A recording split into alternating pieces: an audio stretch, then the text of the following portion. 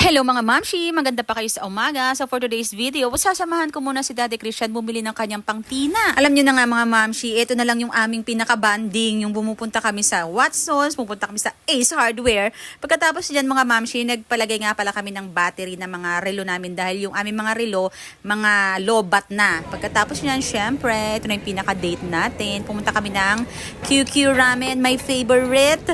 At kami ay nagraming dalawa. Alam nyo guys, ang gusto ko dyan is yung QQ, tsaka yung Ichiban Ramen, yung medyo spicy. Talaga naman, yung talagang aking paborito. Yung alam nyo yung kabutuhan, kas sabaw-sabawan, is ubos talaga. Paras kami niya ni Daddy Christian na yan ang paborito na. So mga mamshi, ngayon nga is pupunta kami ng grocery. Kasi ngayong araw is bibili kami ng mga pang Noche Buena namin. Diba, every year sila Daddy Christian sa company nila is meron silang free or meron silang pa-Noche Buena yung company nila. So ngayon is bibili kami at titignan natin kung ano-ano ang ating mabibili. Kumuha na ako ng cart dyan. Kasi ang goal namin mga mamsi talaga is talagang masulit namin yung halaga na ibibigay sa kanila. So kukuha kami ng ham. Tapos yung ham, medyo mura lang talaga yung kukunin namin. Kasi dapat makaapat na ham kami. Yun talaga yung pinag-usapan namin. No? 2 bilog.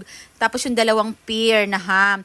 Ang napili namin dyan is ito. So, ang napili nga namin, mamshi, is Pure Foods. Ang napili namin. Masarap din kaya ang Pure Foods. Pero yung, tsaka siya, isa siya sa, pinakamura. Of course, mga mamshi, hindi tayo aalis dito nang hindi tayo kumuha ng queso de bola.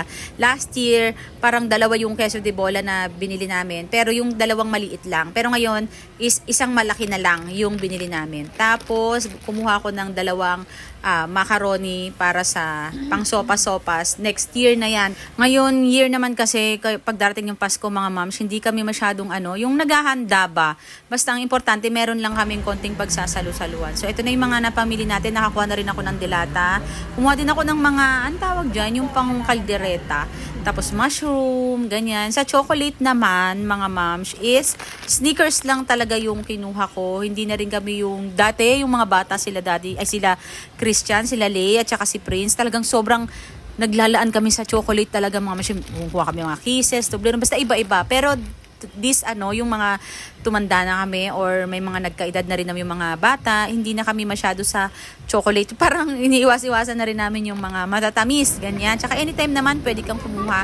Ang kinuha lang talaga namin ni Daddy Christian is yung talagang mahalaga, yung mahalaga sa mahalaga, ganun. Yan, tapos pipila na kami sa counter. Bale, doon kami sa labas kasi magpapa-OR kami. Kasi nga sa company yan na expense. So, ayan na si Daddy Christian nyo, nakapila na siya.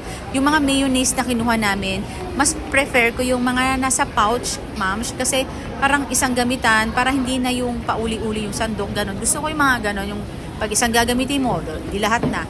Tapos ayan na, nakabalot na. Ko, inilagay ko na rin siya sa kumuha pala ako ng wine, ayan. Isang wine lang naman. Tapos, graham. Ayun lang. So, ayun na mga moms, sinalansan ko na yan siya dyan para kukuha na lang ako ng kukuha. So, ayun. Yan, gusto ko magpasalamat sa company ni Daddy Christian sa Heinz. And of course, syempre, gusto ko magpasalamat kay Papa Jesus na binigyan kami ng ganitong opportunity. Yan sa work ni Daddy Christian. Every year na hindi namin pinoproblema kung ano yung ipangahanda namin sa Pasko. Kasi, ayan, meron silang palibre na Noche Buena. So, thank you po!